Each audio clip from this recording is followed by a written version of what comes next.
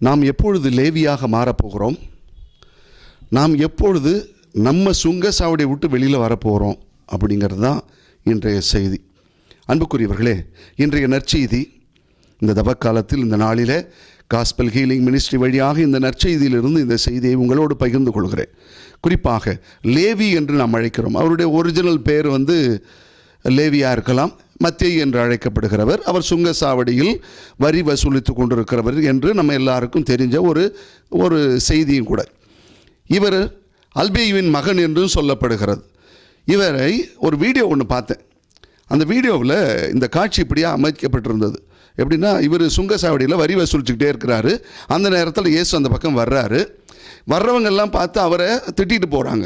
இயேசு மட்டும் அந்த பக்கம் வந்தவர் லேவியை பார்த்து, லேவி, என்னை பின்பற்றி வா, என்னை பின்தொடர்ந்து வான்னு சொல்லி கூப்பிட்றாரு. உடனே இவர், என்னையா கூப்பிட்றீங்க? ஆமாம், என்னையா கூப்பிட்றீங்க? 2 தடவை கன்ஃபார்ம் பண்ணுறாரு.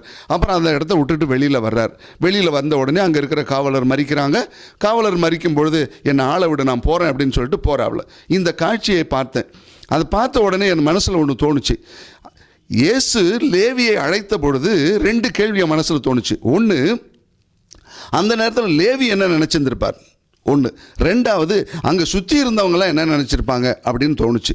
முதல்ல லேவி என்ன நினச்சிருப்பார் அப்படின்னு பார்த்தா, என்ன போய் கூப்பிடுறீங்களே அப்படின்னு ஒரு தயக்கத்தை காட்டியிருக்கிறார்.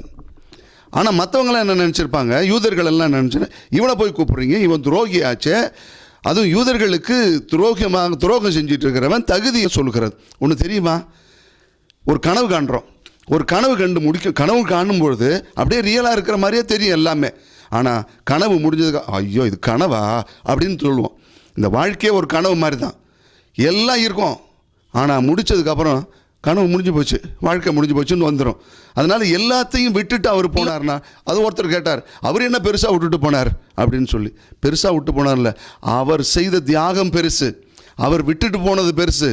என்ன விட்டுட்டு போனார்? அவருடைய வசதியை விட்டுட்டு போனார், அவருடைய செல்வத்தை விட்டுட்டு போனார், அவருடைய அதிகாரத்தை விட்டுட்டு போனார், எல்லாத்தையும் விட்டுட்டு போனார். கொஞ்சம் யோசிச்சு பாருங்கள், இன்றைக்கி இருக்கிறவங்க எத்தனை பேர் எல்லாத்தையும் விட்டுட்டு வர தயாராக இருக்கிறாங்க சொல்லுங்கள். இப்போ லேவி செஞ்ச இந்த 3 விஷயத்தை யார் செய்வா? அவ்வளோ சீக்கிரம் நாம் செஞ்சுருவோமா? நம்முடைய வசதி விடுவோமா? நம்மளுடைய கம்ஃபர்ட் சோனை விட்டுருவோமா? ஏன், நான் போய் என் ரூமில் படுத்தாதான் நல்லா தூக்கம் வரும்னு சொல்லி நாம் படுத்துருக்கோம்ல. நம்முடைய வசதியும் வாழ்வையும் விடுவதற்கு நாமே தயாரில்லை. நாம் என்னைக்கு லேவியாக போகிறோம்னு தெரியல, நம்முடைய சுங்கசாவடியை விட்டு என்னைக்கு வெளியில் வர போகிறோம்ங்கிறது நமக்கு தெரியல.